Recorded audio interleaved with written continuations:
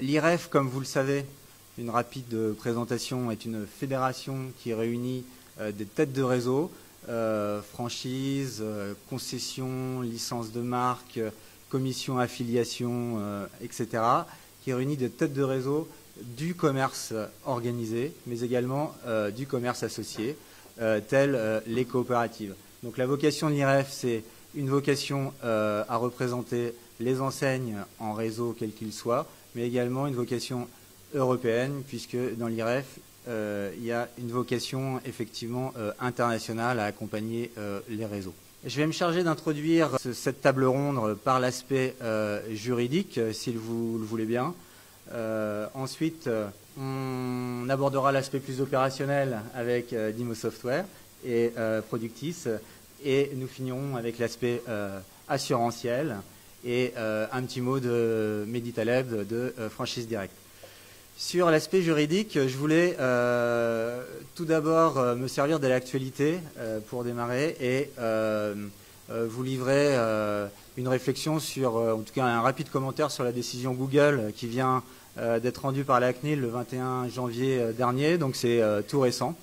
Vous le savez, Google a été sanctionné à hauteur de 50 millions d'euros d'amende, puisqu'il s'agit d'une amende, pour avoir enfreint les règles du RGPD. Et c'est la première fois, il me semble, que le RGPD est applicable. Il y a eu d'autres sanctions, évidemment, rendues par la CNIL sur le fondement de la loi informatique et liberté, mais sur le fondement du RGPD lui-même, c'est la première décision qui est rendue, donc très intéressante. Sur quoi se fonde la décision ?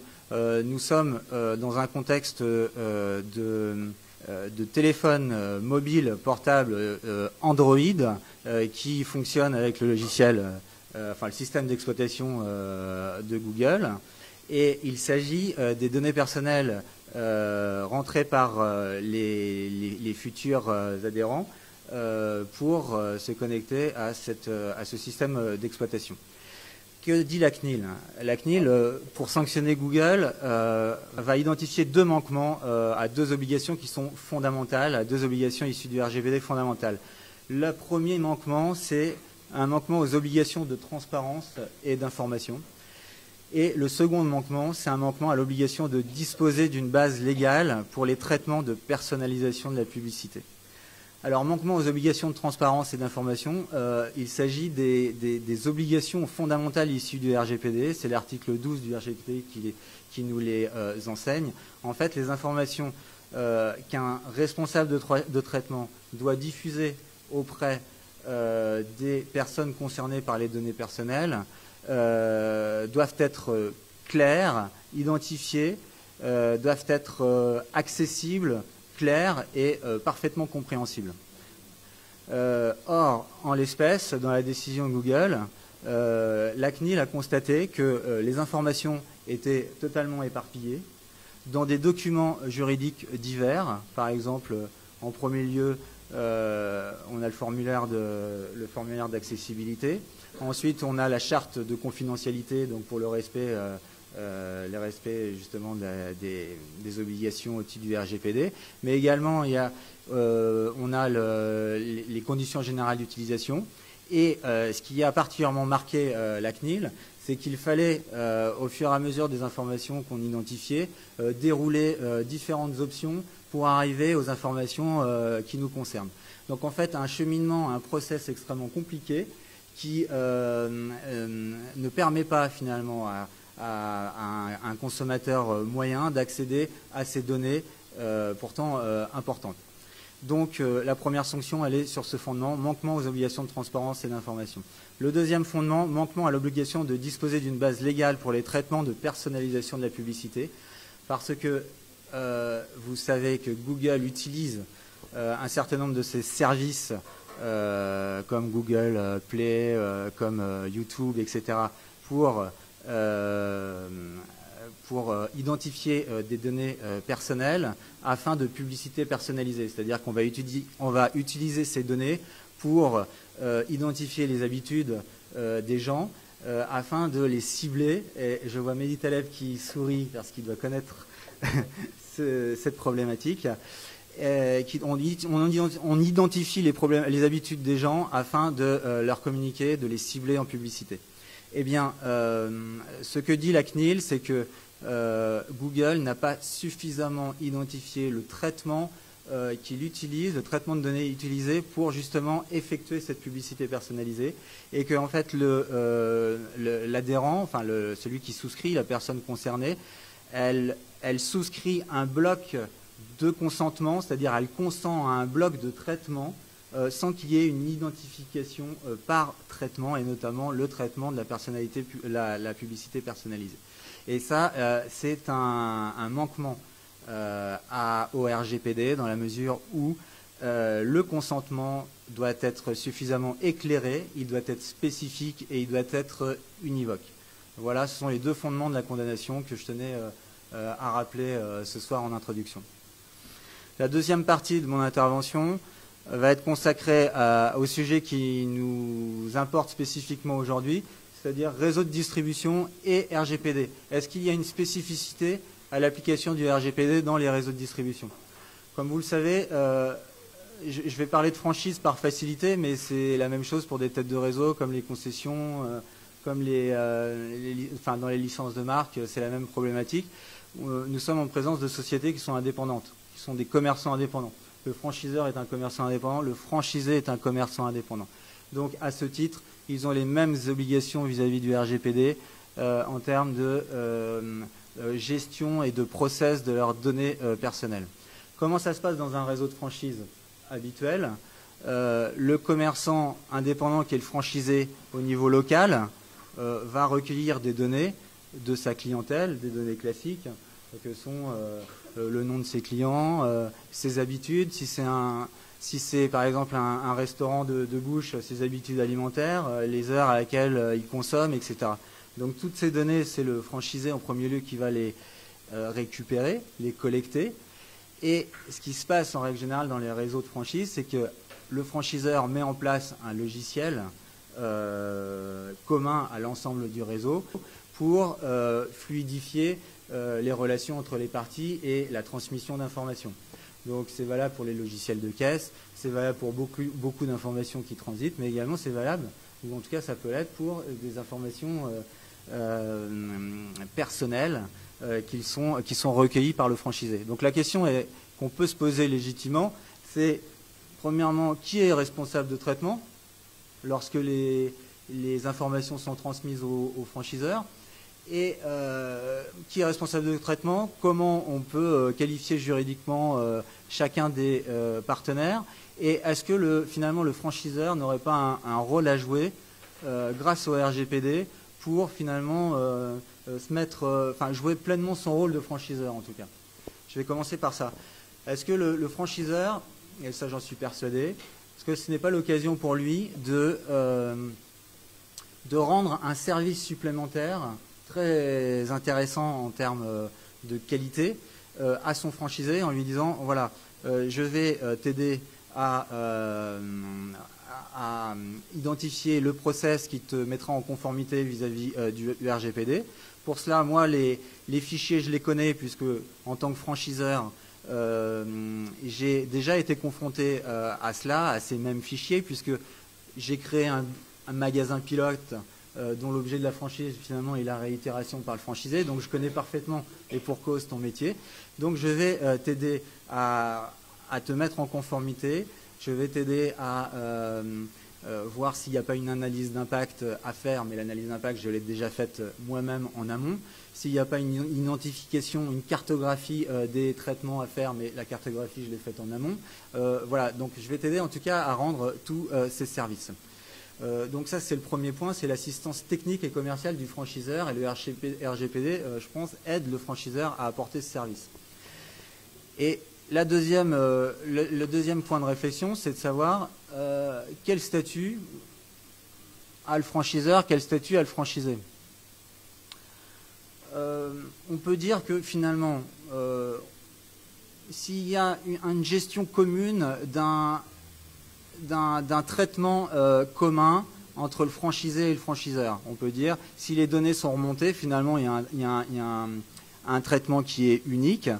on pourrait imaginer finalement une responsabilité conjointe des opérateurs, franchiseurs, franchisés, qui est définie par le règlement général sur la protection des données et qui permet, lorsqu'il y a un écrit et lorsque c'est détaillé dans un écrit, de prévoir la responsabilité de chacun, le rôle de chacun dans le traitement de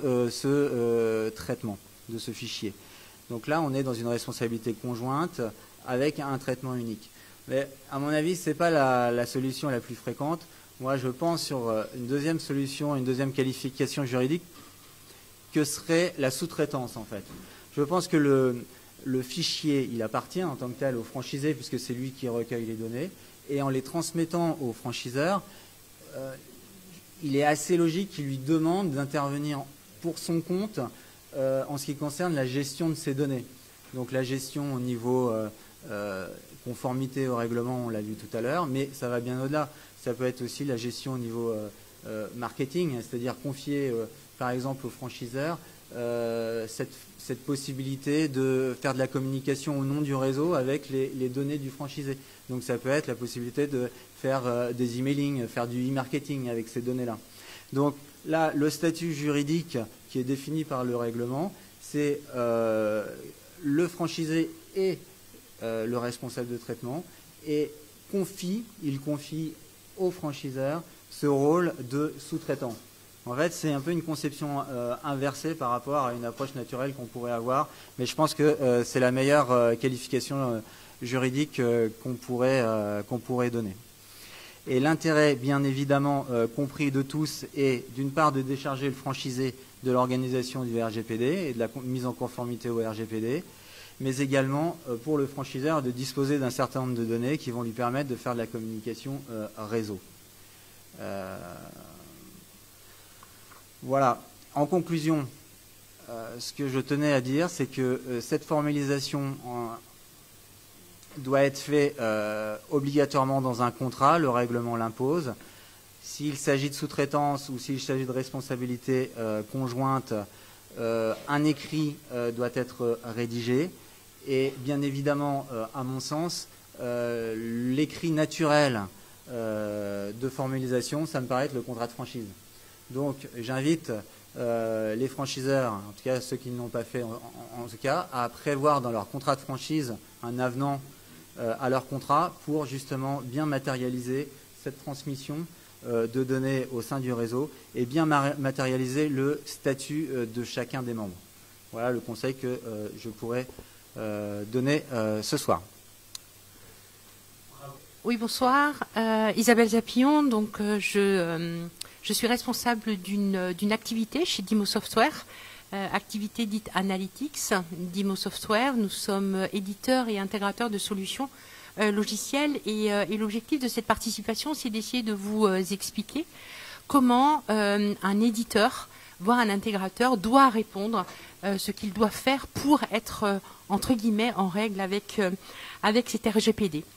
Alors un éditeur, il va être, comme vous le disiez très justement tout à l'heure, il va devoir assurer à différentes obligations. Il a au niveau de ses logiciels une obligation de portabilité des données. Portabilité des données, c'est toute personne qui a accepté de rentrer dans le logiciel des données dites personnelles doit pouvoir accéder à ces données et doit pouvoir récupérer ces données sous une forme exploitable. Un fichier Excel, une donnée exploitable. Un deuxième élément auquel l'éditeur doit faire attention, c'est la gestion des consentements. Lorsque vous, utilisateur, vous dites « je suis d'accord de rentrer telle donnée dans le logiciel », l'éditeur, au niveau de son logiciel, a obligation d'attester de ce consentement, a obligation de stocker ce consentement et surtout de retirer ce consentement quand l'utilisateur demande à supprimer sa donnée. Bien sûr, doit permettre aux sociétés d'accéder aux données, de pouvoir les modifier, doit accepter de permettre d'un point de vue logiciel à la suppression des données. À un moment, on décide que cette donnée ne doit plus apparaître, ou aussi permettre la diffusion ou l'information de cette donnée. Qu'est-ce qu'on va en faire? Ça, c'est très très important. Il faut que chacun puisse savoir ce que l'on va faire de sa donnée dite personnelle. Alors chez DIMO, on a travaillé depuis de longues années pour que l'ensemble de nos solutions soient compatibles RGPD. Alors au niveau de DIMO, nous sommes éditeurs de différentes solutions, de solutions plutôt orientées gestion de la maintenance, de solutions de gestion de notes de frais, de demande de voyage, de solutions de gestion de la relation client, CRM, de solutions orientées plutôt finance, de solutions orientées personnelles. Par exemple, lorsque l'on fait une demande de congé, avoir tout le workflow d'approbation de la demande de congé, de solutions de dématérialisation et de solutions analytics de traitement de la donnée. Et je voudrais prendre 2 ou 3 exemples pour vous expliquer comment on a rendu cette RGPD, ce compatible RGPD, dans des solutions. Donc je ne vais pas rentrer dans la technique, c'est pas l'objet, mais prenons avec notre solution Nautilus la demande des voyages et des notes de frais et la gestion des notes de frais. Lorsque j'ai fait ma demande pour venir ici à Paris ce soir, j'ai fait dans notre logiciel une demande de voyage, un TGV de Lyon à Paris. Puis ce soir, je vais dormir à l'hôtel, je vais saisir des frais de déplacement pour un remboursement. En fait, avec ça, on va voir une partie de ma vie professionnelle, mais aussi une partie de ma vie privée. Où est-ce que j'ai dormi, dans quel hôtel ce soir? J'ai accepté que ces données soient intégrées dans le logiciel. Par contre, d'un point de vue technique, ces données sont complètement codées. C'est-à-dire que ce n'est pas techniquement Isabelle Zapillon qui a dormi dans tel hôtel tel soir. C'est un numéro, un code qui correspond finalement à mon pédigré, qui va être intégré dans cette base de données de façon à vraiment gérer complètement la confidentialité. Un deuxième exemple au niveau de notre logiciel de gestion de la relation client.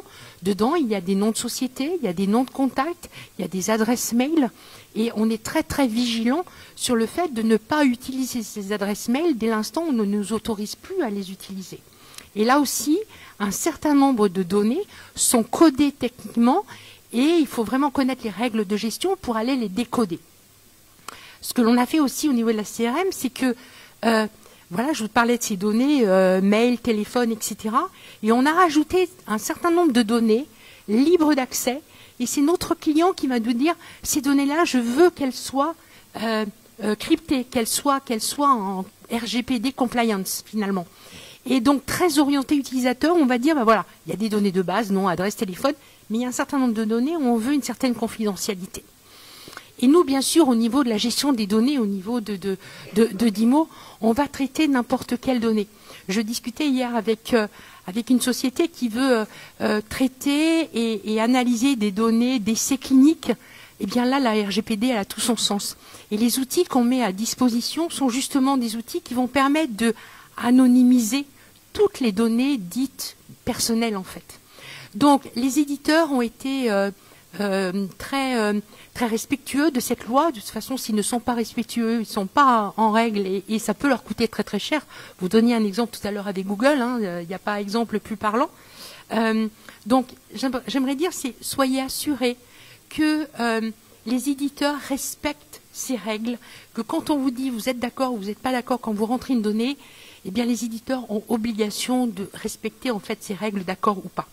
Donc il y a un principe qui est suivi par l'ensemble des éditeurs et auquel on doit juste avoir confiance. Alors oui, il y a quelques exceptions, mais en règle générale, on fait notre boulot, quoi.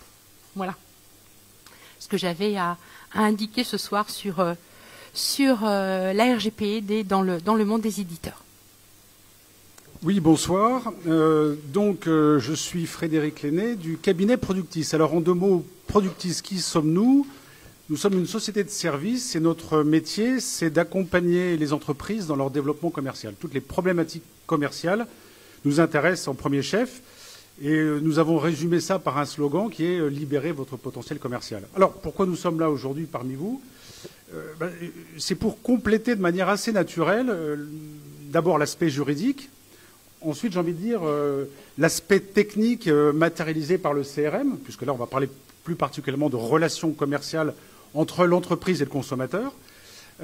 Et donc, qu'est-ce que je fais de cette contrainte et comment, finalement, on pourrait transformer ce qui est d'abord vécu comme une contrainte plutôt comme une opportunité.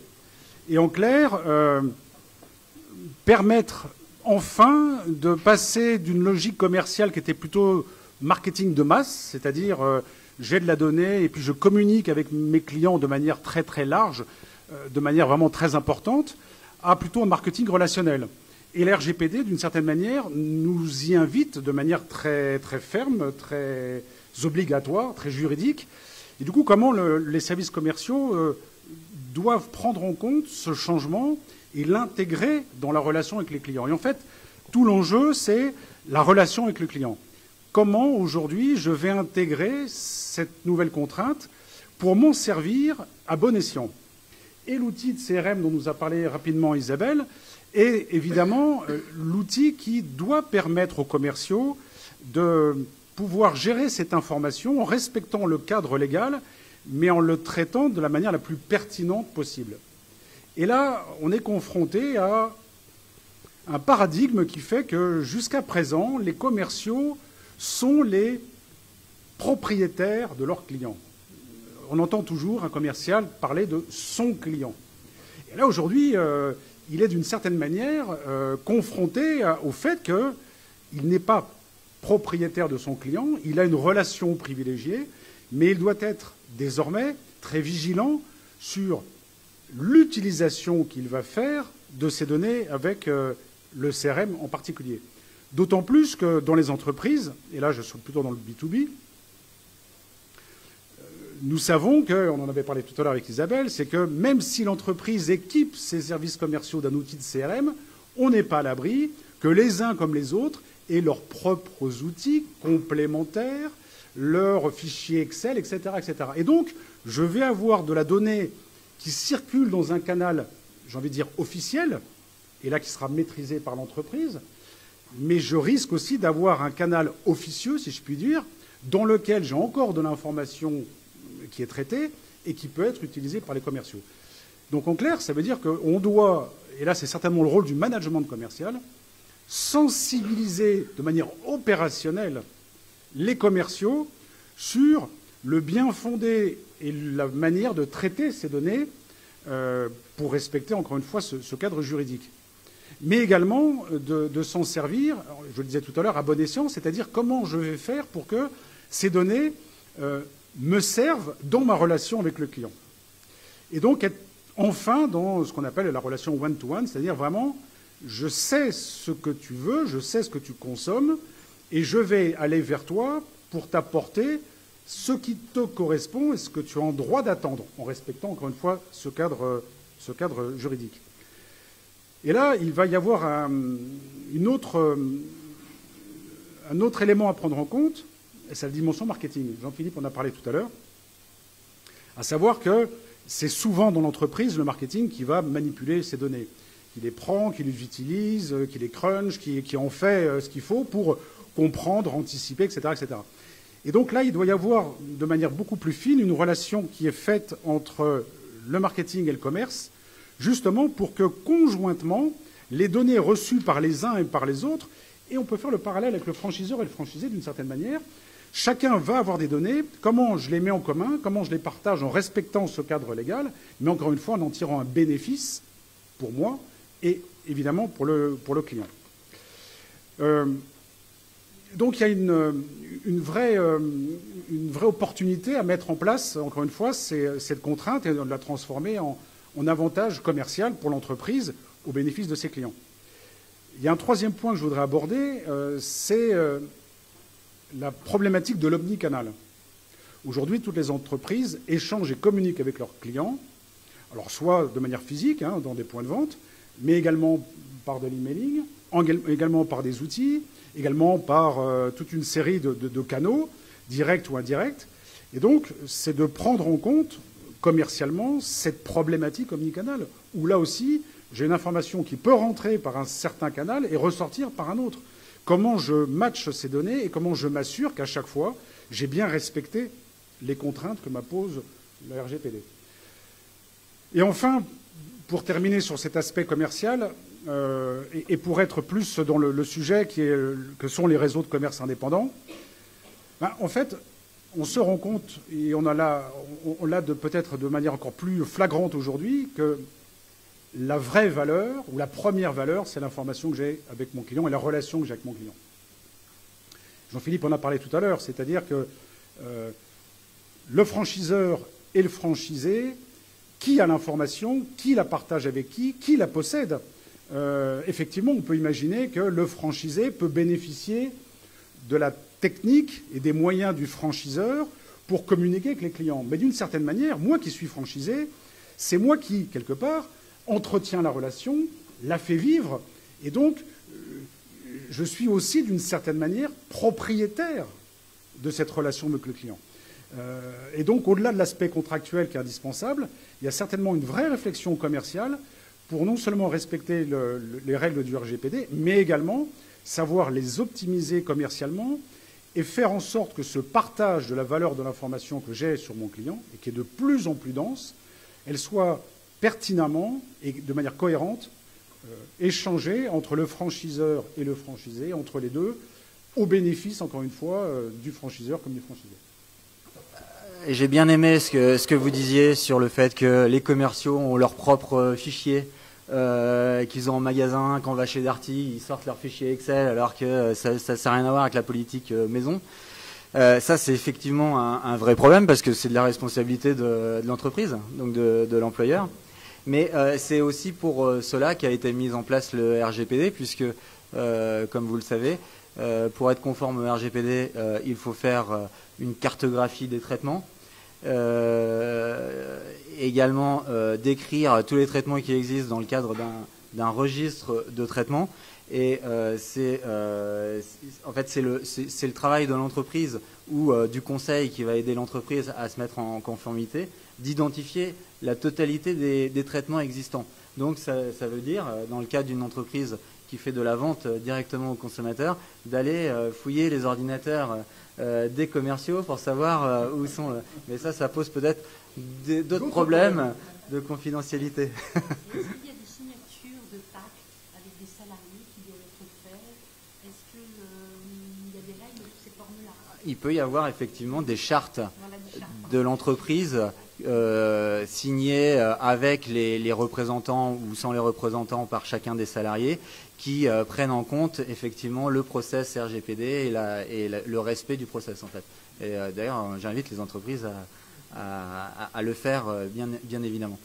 Et là, je rebondis également sur la propriété des données, puisque vous parliez du fait que le franchisé est propriétaire de ces données.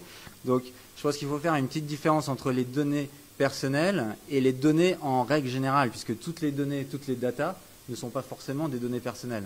Donc, dans le cas du RGPD, bien évidemment, c'est une vérité d'évidence, mais quelquefois, il faut les rappeler. Dans le cas du RGPD, on est dans des données personnelles, donc qui permettent d'identifier une personne physique. Donc, deux réflexions. Un commerçant qui est indépendant, il est propriétaire de sa clientèle. Le franchisé, commerçant indépendant, est propriétaire de sa clientèle. Ça, c'est une jurisprudence qui est établie depuis très longtemps et qui n'est pas remise en cause aujourd'hui. Néanmoins, le flux de données qui remonte vers le franchiseur va faire qu'un certain nombre de questions va se poser, et notamment la question de je dirais pas de la copropriété, mais de la cotraitance. La cotraitance des données, et qui amène un statut juridique particulier. Et je pense qu'en poussant la réflexion plus loin, on peut même parler de copropriété, mais non pas de données, mais de base de données. Je m'explique. Le franchiseur qui récupère les données, il peut très bien construire lui-même sa propre base de données qui va être distincte de la base de données, en tout cas des données du franchisé, parce qu'elles seront issues de l'ensemble de son réseau, et il va construire des critères d'identification particuliers. Et cela, la loi, le Code de la propriété intellectuelle, protège de façon spécifique ces constructions de bases de données par une protection qu'on appelle sui generis, et le franchiseur, dans ce cas-là, a la qualité de producteur de bases de données, qui, encore une fois, est distincte des données des franchisés, parce que la construction est différente, les critères de construction sont différents et les données ne sont pas les mêmes.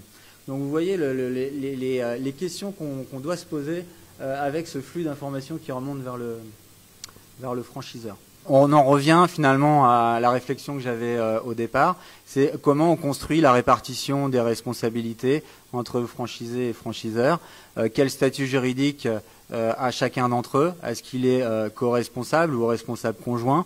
Est-ce qu'il est sous-traitant? Le règlement prévoit des statuts particuliers pour ces deux statuts. Mais en résumé et en synthèse, et les statuts sont assez communs là-dessus, en fait, les parties vont définir eux-mêmes leur degré de responsabilité en fonction des services qu'ils doivent rendre. Et le règlement impose que par écrit, les parties explicitent exactement ce qu'ils s'engagent à faire dans le traitement de la donnée. D'accord ? Et on peut en déduire assez naturellement que le curseur de la responsabilité va être inféré par, en tout cas s'infère plutôt, du degré de responsabilité qui a été écrit par les parties dans leur contrat. Alors si tout va bien, vous n'avez pas besoin de moi parce qu'on vous a donné les meilleurs conseils juridiques, vous avez une bonne base de données et normalement ça devrait bien se passer. Dans la vraie vie, malheureusement, ça ne se passe pas toujours comme ça et c'est pour ça qu'il y a des assureurs, c'est pour ça qu'il y a des courtiers. Et Verlingue est un courtier en assurance très présent dans le monde du retail et nous accompagnons un certain nombre de franchiseurs pour aller leur permettre de se développer durablement même lorsque le risque survient. L'assurance, c'est quoi? Vous avez deux grandes catégories d'assurance. Vous avez l'assurance de dommages, vous avez l'assurance de responsabilité. On a beaucoup parlé de responsabilité ici, et c'est bien le champ dans lequel, aujourd'hui, les assureurs sont très ennuyés. Donc nous, en tant que courtier, on travaille avec l'ensemble des acteurs du marché, et ces acteurs du marché sont en train de se poser beaucoup de questions. Il n'y a pas très longtemps, on vous a beaucoup parlé de cyber risk, on vous a parlé de malware, on vous a parlé de virus, on vous a parlé de plein de choses. Et des solutions sont arrivées pour couvrir ces nouveaux risques. Et lorsque on s'est rendu compte que ces risques devaient être couverts, le premier sujet, c'était de se dire, finalement, c'est de l'informatique, c'est du bruit de machine, ah ouais, mais il y a du patrimoine informationnel derrière, ah ouais, du coup, c'est peut-être de la responsabilité. Et du coup, les assureurs se sont posé beaucoup de questions sur comment on va assurer ce machin-là qui est nouveau. Puis en plus, là-dessus, il y a une règle qui arrive dont on n'arrête pas de parler, RGPD. Et là, alors là, on a paumé les assureurs. On va se dire la vérité, les assureurs se sont dit, mais c'est quoi parce que finalement, c'est moi, en tant qu'assureur, en France, en tous les cas, je ne peux pas assurer les amendes, je ne peux pas aller en prison pour vous, je suis désolé. Je ne peux pas payer votre amende si on vous enlève des points sur votre permis. Si vous êtes au pénal, évidemment, je ne peux pas payer l'amende pénale, etc. Et puis, il y a une faille, parce que finalement, là, on parle d'une amende, alors je ne sais pas si le terme est consacré, mais une amende administrative, RGPD. Et là, on se dit, c'est une sanction administrative, merci. Et là, on se dit, ouais, ça, ce machin-là, on peut peut-être l'assurer. Donc, c'est une première bonne nouvelle. Ça peut s'assurer. Ça peut s'assurer dans quel cas? Eh bien, si l'assureur comprend où était l'aléa. Parce qu'on n'assure pas un risque certain. Si vous êtes sûr de mourir, bon oui, l'assurance vie, mais l'assureur fait des calculs peut-être jugés malsains sur votre capacité à vivre le plus longtemps possible, et donc il va prendre de la prime, et puis la massification fait qu'il va y arriver. Là, l'assureur, lui, son sujet, c'est de dire si l'entreprise que j'assure est victime d'un risque cyber, alors, si parmi toutes les conséquences qui vont la toucher elle-même sur sa perte de chiffre d'affaires, sur les conséquences sur ses clients, sur ses franchisés, si on est sur un franchiseur. Alors, si en plus de ça, il y a les gens de la CNIL qui débarquent en disant « Mais dites-moi, finalement, votre DPO, est-ce que vraiment il avait été attentif à ceci, cela? Et votre RSSI, comment ça, vous n'avez pas de RSSI ?» Excusez-moi, je jargonne, c'est le monsieur qui est à côté du DSI qui lui dit « Fais pas ça parce que c'est dangereux. » Donc, eh bien, si vous n'avez pas tout ça, vous pouvez avoir une recherche. Et là, il y a des assureurs qui acceptent aujourd'hui de prendre ce risque-là. Et quand je vous dis qu'il y a des assureurs qui acceptent ce risque-là, je vais être très honnête avec vous, aujourd'hui, on a zéro recul.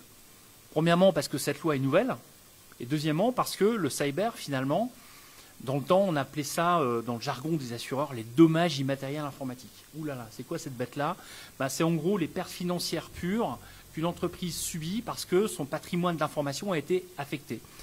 Rien n'est pire pour un distributeur, pour un réseau de distribution, que de perdre son fichier client. Je veux dire, c'est dramatique. Perdre sa marchandise, c'est grave, mais ça se renouvelle.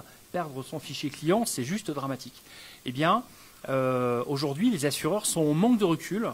Il y a quelques sinistres qui ont été réglés dans le monde sur des vrais sujets de cyber, mais sur le RGPD, aujourd'hui, on a zéro recul. Ce qui vient d'arriver à Google, là pour le coup, j'ai envie de dire ça relève de la responsabilité civile. Il n'y a aucun contrat en France dans lequel aujourd'hui j'ai vu une exclusion RGPD. Donc ce qui n'est pas exclu est couvert. C'est comme ça qu'on m'a appris quand j'étais petit. Et pour autant, eh ben, ça va se plaider, cher maître. Vous allez avoir du boulot. Donc voilà ce que je pouvais dire. Si on prend le sujet autrement, le rôle d'un courtier, c'est évidemment d'être là le jour où vous avez le risque qui survient, mais c'est surtout de vous aider à ce que le risque n'arrive pas.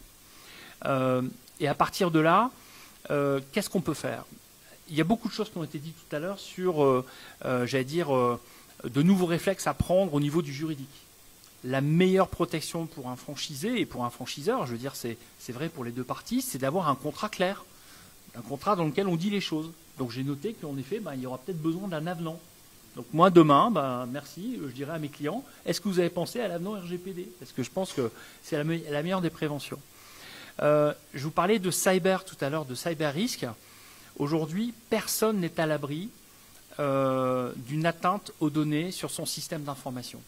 Souvenez-vous de ce qui est arrivé à France 5 avec le super DSI qui était à l'écran et juste derrière lui, il y avait les mots de passe au mur. Il y avait les mots de passe au mur. Je suis persuadé que vous faites l'exercice dans vos entreprises, vous verrez qu'en faisant le tour des PC, vous allez trouver des mots de passe qui traînent. Vous allez trouver des clés USB. Chez nous, c'est simple, on a interdit l'usage des clés USB. Les ports USB sont tous verrouillés sur nos PC parce qu'on considère que si on n'a pas déjà une hygiène numérique, et on est très militant autour de ça, on laisse la porte ouverte à tous les fraudeurs, à tous les abus. Et le pire, c'est que souvent, les gens sont gentils et de bonne foi. Je vais vous donner juste un exemple.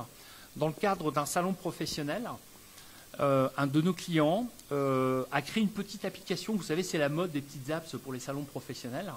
Il était super content parce qu'il avait réussi à récupérer par QR code les coordonnées de ses clients, etc. Il avait fait un petit jeu concours, etc. Sauf que la boîte qui avait développé cette petite application, elle n'était pas du tout RGPD compatible. Et le problème, c'est qu'elle s'était pluguée directement sur la base de données. Pendant le salon, si les concurrents avaient eu accès à cette application, ils auraient purement et simplement siphonné le fichier client de cette boîte. Donc, les initiatives commerciales, marketing, il faudra qu'elles soient waterproof RGPD. Donc ça, c'est un vrai sujet également en termes de prévention. C'est pas drôle. Le DPO, dans certaines boîtes, on se dit tiens Marcel, tu sais coller les timbres, tu vas faire RGPD. Voilà, non, c'est pas Marcel qui colle les timbres qui va faire RGPD. Donc là aussi, il faut être super attentif. Donc, si je devais synthétiser le sujet aujourd'hui, le marché de l'assurance n'est pas très mature sur le sujet. On a une véritable nécessité d'apprendre avec vous. Et on va être très honnête, un assureur, c'est quelqu'un qui regarde son passé pour être capable de dire, comme dans mon passé, j'ai payé un sinistre sur 1000, eh bien la prime RGPD, ça va être 1/1000 de votre fichier, de la valeur de votre fichier client. Je dis une grosse bêtise, c'est pas ça, mais ça pourrait être ça. Sauf que là, le passé, on l'a pas. Donc aujourd'hui, vous avez des assureurs doigt mouillé qui disent oh là là, c'est une grosse boîte dans l'IT. Eux, ils vont se faire hacker par des méchants à l'autre bout de la planète, etc. Donc ceux-là, on va leur faire payer très cher. Ceux-là, non, eux, c'est une boîte régionale, etc. Mais ça ne marche plus comme ça. Ça ne marche plus comme ça. Aujourd'hui, n'importe quelle entreprise, quelle que soit sa taille, peut être attaquée de la même manière. Donc l'hygiène numérique, ça sera mon dernier mot, c'est vraiment essentiel. Protégez vos entreprises. Parlez avec vos assureurs, avec vos courtiers, demandez-leur comment ils peuvent vous aider à continuer cette prévention, cette protection. Et puis, je pense que d'ici 1 an, 2 ans, 3 ans, le marché sera mature. Je crains fort qu'avec les sinistres qu'on va commencer à vivre dans les années qui viennent, ça va devenir très cher. Non pas parce que les assureurs vont en faire des profits majeurs, mais c'est parce qu'aujourd'hui, on ne sait pas quantifier le risque. Vous parliez de la valeur de la donnée tout à l'heure. Nous, on ne sait pas quantifier le risque. Et quand un assureur ne sait pas quantifier le risque, c'est compliqué de l'assurer. Voilà. En fait, le principe, c'est que lorsque vous traitez des données personnelles, d'où proviennent le fichier et qu'il provienne d'un tiers ou de votre propre constitution, les mêmes règles s'appliquent. La personne concernée doit être informée des données qui sont utilisées, de la finalité du traitement et des éventuels transferts de données. Donc, si toutes ces étapes n'ont pas été faites correctement, il y aura une chaîne de responsabilité qui va se mettre en jeu. Toute personne après le RGPD qui justement donne ses coordonnées à une entreprise de marketing, nous sommes une entreprise de marketing, doit faire ce qu'on appelle du double opt-in. Donc normalement, il doit vraiment, avant de soumettre ses coordonnées, il y a plusieurs moyens de le faire, mais normalement c'est une petite case qui est cochée et qui dit oui, je suis d'accord de donner mes données. Donc à partir de ce moment-là où une société, et j'interviendrai plus tard à ce sujet, comme nous, collecte ces données, on a normalement le consentement de la personne, ouais, merci, ouais, de la personne ou du moins du visiteur sur le site à donner ces données, qu'elles soient réutilisées. Après, bien évidemment, pour cette société qui récupère ces données et qui les revend par la suite, c'est surtout à eux de faire très attention de la manière dont ils s'y prennent pour le faire. Voilà. Et je pense que si cette question devrait être posée, elle devrait être plutôt posée à l'entreprise qui revend ou qui donne ces données pour cette adhésion. Et si problème il y a, à mon avis, c'est contre l'entreprise qui lui a donné ces données qu'elle pourra se retourner, puisque c'est cette entreprise qui n'a pas respecté, si je ne me trompe pas, les conditions.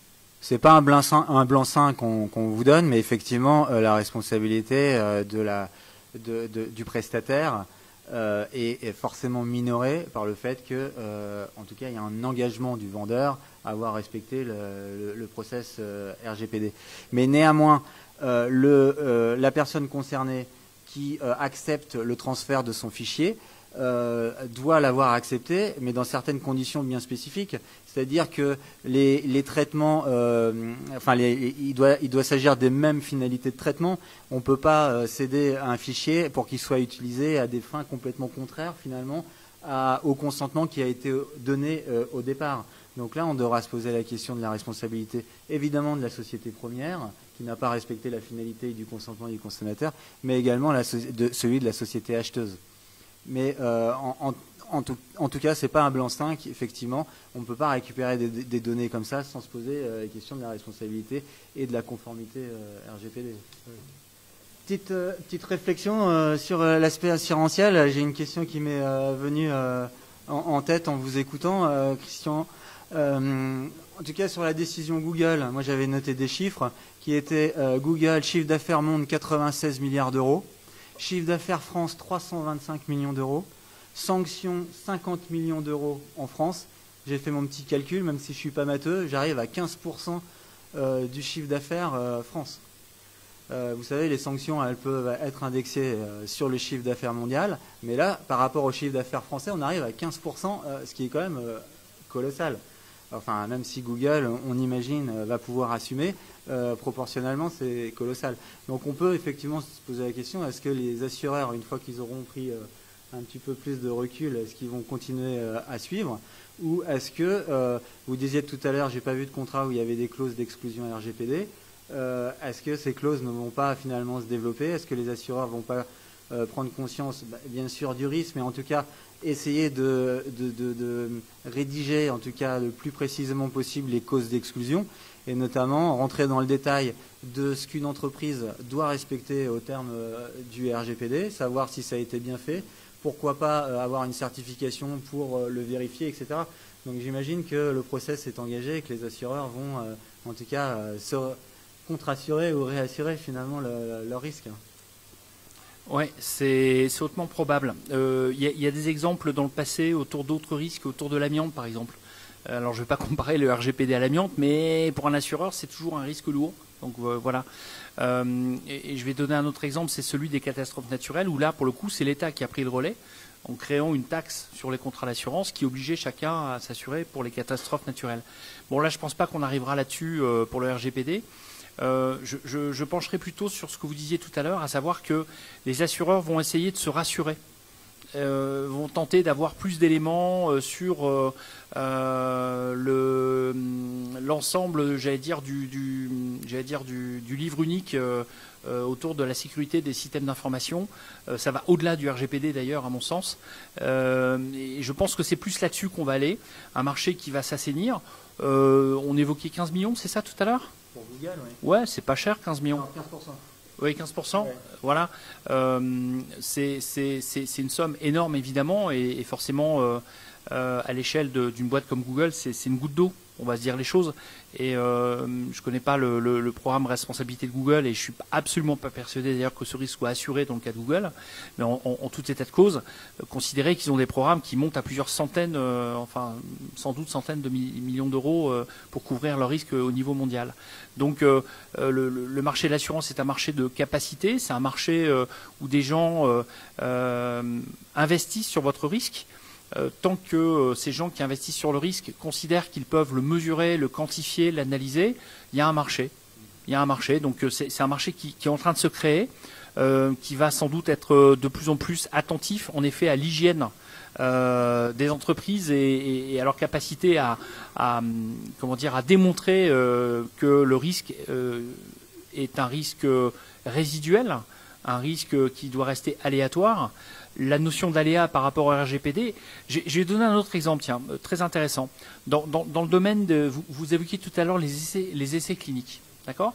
La France, il y a une phrase qui dit les Américains inventent, les Chinois copient et les Européens réglementent. Bon, eh bien dans le cas des essais cliniques, c'est exactement ce qui s'est passé. On a inventé une loi, c'est la loi Hurier, d'accord, qui a obligé les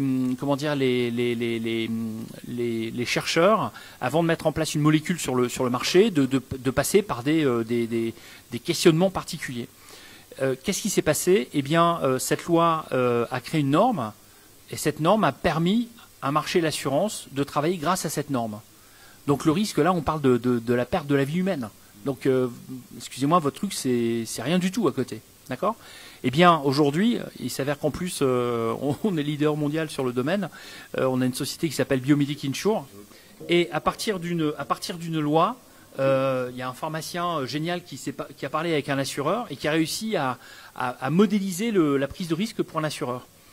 Et ça marche extrêmement bien. Je pense que dans le cas du RGPD, c'est un peu ce qui va se passer. C'est-à-dire qu'on va parler avec vous, on va parler avec les gens du métier, et puis on va chercher à normaliser le sujet et se dire, voilà, si l'entreprise correspond à tel et tel critère, avec un radar autour du risque, eh bien, le risque est assurable à une valeur de 1, une valeur de 2, une valeur de 100, ou alors, là, on considère qu'elle est juste pas assurable. C'est assuré, et là, si on parle aux gens du retail, ils savent très bien de quoi je veux parler. Quand vous avez un entrepôt, si vous stockez du textile, qu'en même temps vous stockez des pétards à côté et qu'il y a un dépôt d'essence et qu'il n'y a pas de protection anti-incendie, les assureurs vont partir en courant. RGPD, c'est pareil. Vous voulez intervenir? Oui, je voudrais, juste parce qu'effectivement, on parle beaucoup et c'est normal, de risques. Il y a un mot que vous avez employé, c'est le mot hygiène.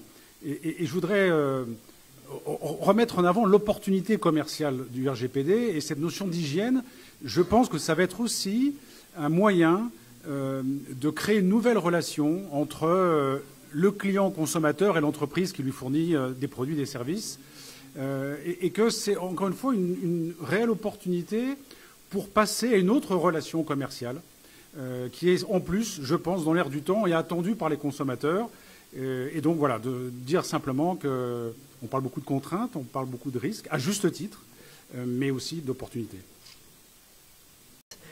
Franchise Direct, on est un leader mondial en termes de mise en relation franchiseur-franchisé. On a 14 sites web.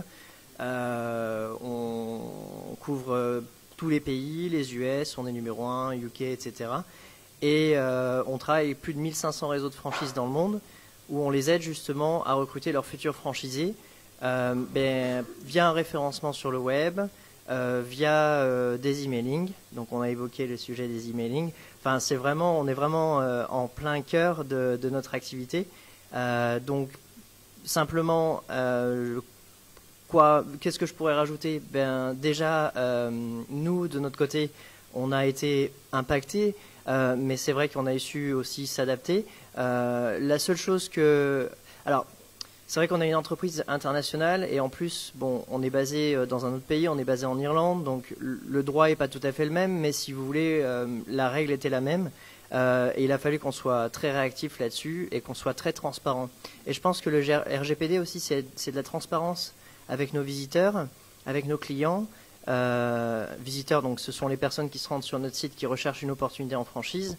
Et après, nos clients, ce sont ceux qui veulent être présents sur notre site pour rencontrer ces visiteurs. Voilà. Donc effectivement, on a dû modifier un petit peu notre site.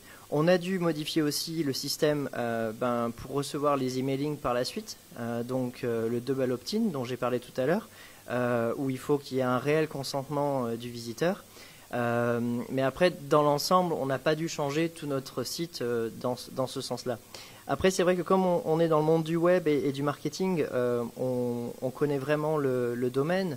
Et c'est vrai que pour vraiment terminer là-dessus sur un mot, le jour où on a basculé sur le RGPD, je ne sais pas si ça vous est arrivé à vous, mais moi personnellement, j'ai reçu des cinquantaines d'emails de plusieurs sociétés en disant, alors autant anglaise, we don't want you to, we are sorry to see you go. En français, on est désolé de vous voir partir, restez avec nous, etc. Parce que en fait, c'est vrai qu'il y avait eu beaucoup de sociétés. Nous, sur la France, on a une base de données de 40 000 abonnés.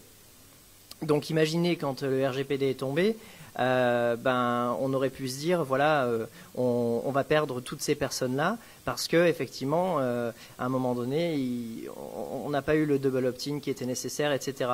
Donc, on a dû à ce moment-là envoyer un emailing, nous aussi. On l'a fait un petit peu plus différemment pour pouvoir conserver notre base de données. Mais c'est vrai que moi, le jour où le RGPD est tombé, j'ai reçu une cinquantaine de mails et j'ai été radié de la base de données des différentes entreprises dans lesquelles je m'étais inscrit.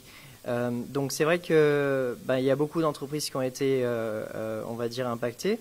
Et pour terminer, une chose intéressante, c'est qu'on a eu beaucoup de sociétés aussi, de réseaux de franchise qui nous ont contactés en nous demandant est-ce qu'on était bien RGPD compliant avec un document spécifique que Jean-Philippe peut-être connaît, qui nous a permis de montrer patte blanche en somme sur le fait sur nos systèmes de traitement des données, etc. Voilà. Les organismes certificateurs, je pense qu'ils ont un bel avenir devant eux parce que en fait, ça va être un recours finalement assez évident pour se dire que telle entreprise est en règle et qu'on peut commercer avec elle. Je pense que ça va être le meilleur moyen à l'avenir de fluidifier les relations entre les entreprises. Je voulais remercier tous les intervenants de leur participation pour ce débat très intéressant. Et je vous donne rendez-vous pour le prochain Afterwork de l'IREF qui se déroulera début avril. Nous lançons les Afterwork de l'IREF à une fréquence régulière d'à peu près une fois tous les 2 mois. Et il s'agissait de la première et je pense que le sujet était intéressant. Merci et bonne soirée.